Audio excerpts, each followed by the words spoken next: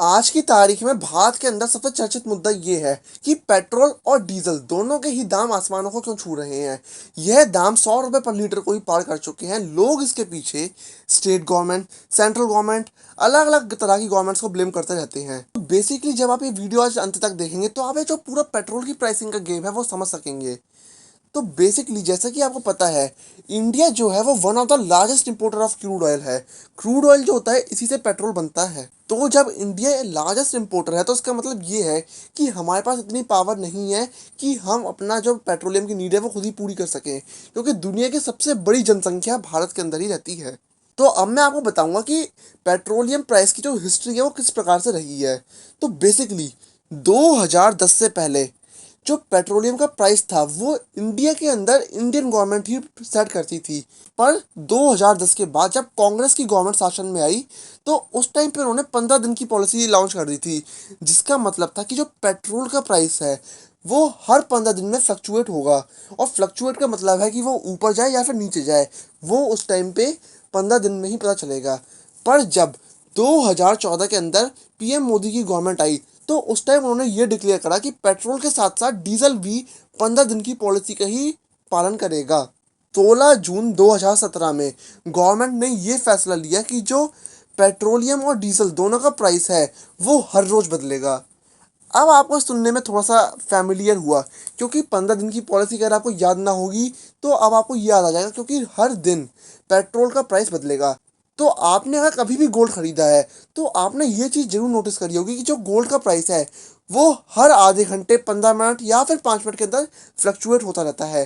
तो उसी प्रकार से पेट्रोलियम का भी जो प्राइस है वो गोल्ड की तरह ही हो जाएगा, क्योंकि गोल्ड जो है वो एक इंटरनेशनल करेंसी है और हम क्रूड ऑयल को भी ब्लैक गोल्ड के नाम से जानते हैं। तो अगर आप गोल्ड के एग्जाम्पल से भी ये नहीं समझे तो आप इस एग्जाम्पल से जरूर समझ जाएंगे कि जैसे शेयर मार्केट का जो प्राइस है वो हर मिनट बदलता रहता है, तो बेसिकली हर मिनट की जगह पेट्रोल का प्राइस जो है वो रोज बदलेगा।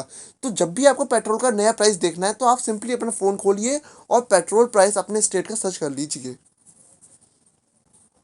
तो अब आप समझ गए कि जो पेट्रोलियम का प्राइस है वो रोज चेंज होता है। तो अब हम मान के चलते हैं कि हमें किसी देश से पेट्रोलियम इंपोर्ट करना है और हम जब उस देश के पास गए तो उसका जो प्राइसिंग है वो किस प्रकार से होगी, तो उसको कौन मेंटेन करता है। तो इसके लिए ग्लोबल ऑर्गेनाइजेशन है जिसका नाम है the organisation of petroleum exporting countries. तो ये ऑर्गेनाइजेशन डिसाइड करती है कि रोज पेट्रोल का प्राइस कैसा रहेगा और किस देश को उन्हें किस अकॉर्डिंग में सेल करना है। तो बेसिकली आप देखिए, हमने इस ऑर्गेनाइजेशन के अकॉर्डिंग जो आधारित अमाउंट है उसको उस देश को देके हमने पेट्रोलियम अपने इंडिया में ले लिया। तो हमने जिस अमाउंट से उस पेट्रोलियम को खरीदा तो उसको हम बोलते हैं बेस प्राइस, और जो ट्रांसपोर्टेशन चार्ज होते हैं वो उस बेस प्राइस में अप्लाई हो जाते हैं। तो जब ट्रांसपोर्टेशन चार्ज जो होते हैं जब वो उस बेस प्राइस में अप्लाई हो जाते हैं और पेट्रोल पंप चार्ज जो होता है वो भी उसके अंदर अप्लाई हो जाता है। तो अब आप देखिए, जो पेट्रोल पंप की कंपनीज है like Indian oil, Hindustan oil, ये बेसिकली इनका भी तो प्रॉफिट होना चाहिए। तो ये इसी माध्यम से अपना प्रॉफिट कमाती हैं, क्योंकि उनको भी अपने वर्कर्स की सैलरी निकालनी होती है। और बेसिकली जो उनका ट्रांसपोर्टेशन चार्ज होता है और जो पेट्रोल पंप चार्ज होता है वही होती है पेट्रोल पंप्स की पूरी इनकम। तो जब बेस प्राइस में पेट्रोल पंप चार्ज और ट्रांसपोर्टेशन चार्ज का सम हो जाता है तो फिर उसके बाद आती है सेंट्रल गवर्नमेंट की भूमिका। तो सेंट्रल गवर्नमेंट को अपने टैक्स उसके ऊपर अप्लाई करने होते हैं। तो कोविड पेंडेमिक से पहले जो सेंट्रल गवर्नमेंट की ड्यूटीज थी वो थी केवल 20 रुपए की, पर अब जाके वो ड्यूटीज बढ़ चुकी हैं 32 रुपीज़ की। ये आपको सुनने में थोड़ा सा अजीब सा लग रहा होगा कि केवल 12 रुपए के पीछे इतना हंगामा क्यों हो गया। तो अब आप मान के चलिए कि ट्रांसपोर्टेशन चार्ज और पेट्रोल पंप चार्ज था वो हो गया मुश्किल से 5 रुपये, और हमारा जो बेस प्राइस है वो है लगभग 30 रुपये का।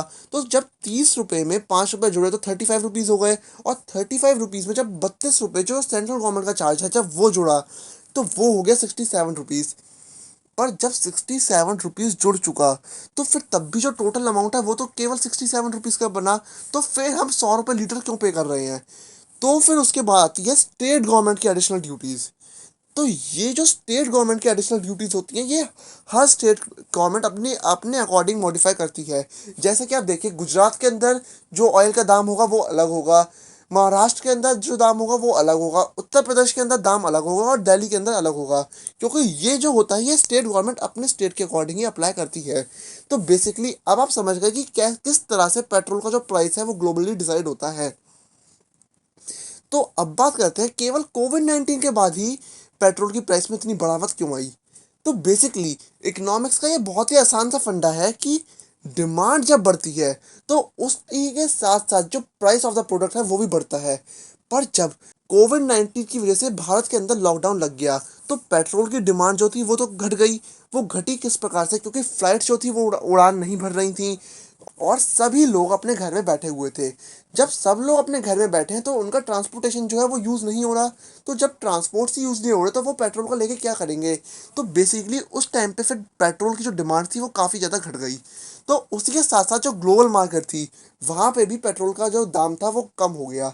तो तभी गवर्नमेंट ने सोचा कि जब पेट्रोल का दाम घट रहा है तो हम इस पे अपना टैक्स अप्लाई करते हैं। और टैक्स हम इसलिए अप्लाई करते हैं ताकि जो फ्यूल का अमाउंट है वो थोड़ा सा स्टेबल रहे और लोग अचानक से इतने आश्चर्यचकित ना हो जाएं कि पेट्रोल का दाम और डीजल का दाम भारत के अंदर काफ़ी कम हो गया। हमारी पुरानी गवर्नमेंट्स ने फ्यूल बॉन्ड नाम की एक ट्रीटी कर रखी थी। तो वो ट्रीटी हमारे लिए आज एक थोड़ा सा मुश्किल हो रही है, क्योंकि उस ट्रीटी का नाम था फ्यूल बॉन्ड्स। तो उन्हीं बॉन्ड्स की वजह से जो हम फ्यूल किसी भी देश से इंपोर्ट करते हैं वो हमें थोड़ा सा महंगा पड़ता है। पर जो फ्यूल बॉन्ड है ये बहुत बड़ी कंट्रोवर्सी है, तो हम इस पर नहीं बढ़ते। और अगर आप चाहते हैं कि हम एक फ्यूल बॉन्ड्स के ऊपर भी एक वीडियो बनाए तो प्लीज़ हमें कमेंट सेक्शन के माध्यम से ज़रूर बताइएगा। तो बेसिकली देखिए, जब कोविड-19 की वजह से पूरे देश में लॉकडाउन लग चुका था तो उस टाइम पे सिनेमा घर बंद थे, रेस्टोरेंट बंद थे और जो गवर्नमेंट की कमाई थी वो डायरेक्टली बंद हो गई थी। और जो इनकम टैक्स थे वो भी ऑलमोस्ट बहुत ही ज़्यादा कम हो चुके थे, क्योंकि ज़्यादातर लोग अपनी जॉब से हाथ धो बैठे थे। और जब हाथ धो बैठेंगे तो उनकी इनकम तो कुछ होगी नहीं। तो इस टाइम पर ये गवर्नमेंट का ये अत्याचार ना हो कि ताकि वो उनसे इनकम टैक्स लें, इसीलिए गवर्नमेंट ने अपने जो इनकम टैक्स थे और जीएसटी था उसमें थोड़ी बहुत छूट देनी स्टार्ट कर दी। जैसे कि आपको याद होगा कि मेडिसिन के अंदर केवल 5% जीएसटी लगेगा और ऑक्सीजन, हाइड्रोक्लोरोक्सीन, इन सभी ज़रूरत की मेडिसिन पे भी काफ़ी कम टैक्स लगेगा। तो गवर्नमेंट का जो मेन सोर्स ऑफ इनकम होता है वो तो होता है टैक्सेस का। तो जब गवर्नमेंट के पास टैक्स ही नहीं होगा तो वो अपनी इनकम कैसे करेंगे।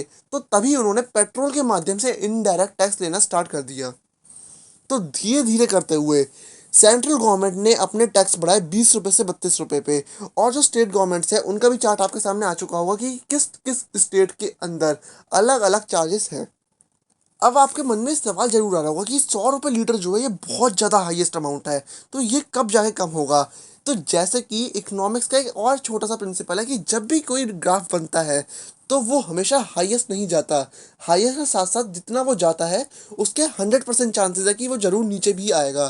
तो यही हाल पेट्रोल के साथ है, क्योंकि अब ऑलमोस्ट हम इंडिया के अंदर 80 करोड़ वैक्सीन पीपल को ट्रांसफ़र कर चुके हैं। तो जब ज़्यादा से ज़्यादा लोग वैक्सीनेटेड होंगे तो हम अपने और भी जो इनकम का सोर्स है जैसे कि सिनेमा घर हो गए, रेस्टोरेंट हो गए, उनको और फ्रीली खोल देंगे और गवर्नमेंट की इनकम जो है वो वापस से ट्रैक पे आ जाएगी। तो जब हमारी इकॉनमी वापस से पटरी पर आ जाएगी तो हमारे जो टैक्सेस होंगे जैसे कि पेट्रोल पे लग रहे हैं और कई सारी और सर्विसेज पे लग रहे हैं वो ऑलरेडी कम हो जाएंगे। तो अराउंड आपको अभी 6 महीने तक का और वेट करना है कि जब हमारी जो लाइफ है वो नॉर्मली आ जाए और हम अपने टैक्सेस लाइक पेट्रोलियम के ऊपर, डीजल के ऊपर वो कम हो सकें। तो इसीलिए दुनिया का हर देश अपने टैक्स बढ़ा रहा है। और अभी 2 दिन पहले मैंने रिपोर्ट में देखा था कि इंग्लैंड के अंदर पेट्रोल के दाम इतने बढ़ चुके हैं कि पेट्रोल पंप के अंदर ऑयल नहीं है। अब आप सोचिए कि इंग्लैंड के अंदर पेट्रोल के दाम इतने ज़्यादा बढ़ चुके हैं कि जो पेट्रोल पंप्स हैं वही उसको अफोर्ड नहीं कर पा रहे। और इंग्लैंड इतना ज़्यादा डेवलप्ड देश है जिस जहाँ पे लोगों की पर कैपिटा इनकम भारत से ऑलमोस्ट 10 टाइम ज़्यादा है। तो आप सोचिए जब इंग्लैंड जैसा देश ही अपनी इकॉनमी को मैनेज नहीं कर रहा तो फिर भी इंडिया ने काफ़ी ज़्यादा मैनेज करा है। तो अब आप लोगों का रोल ये है कि आप लोग जल्दी से जल्दी वैक्सीनेट हो जाइए ताकि हमारी जो इकॉनमी है वापस से ट्रैक पे आ जाए और आप लोगों को ही उसका लाभ उठाना सकेंगे। तो फ्रेंड्स, आज की हमारी इस वीडियो के लिए बस इतना ही। अगर ये वीडियो आपको अच्छी लगी तो प्लीज़ को लाइक जरूर करके जाइएगा। मुझे पता है ये वीडियो थोड़ी सी लंबी बन गई होगी और आपके लिए थोड़ी सी बोरिंग भी होगी, पर आपने हमें अंत तक जरूर देखा तो उसके लिए आपका काफ़ी शुक्रिया। और हमारे चैनल पे काफ़ी सारी डिफेंस रिलेटेड वीडियोज़ हैं जिनके लिंक आपको आई बटन और हमारे डिस्क्रिप्शन में मिल जाएंगे।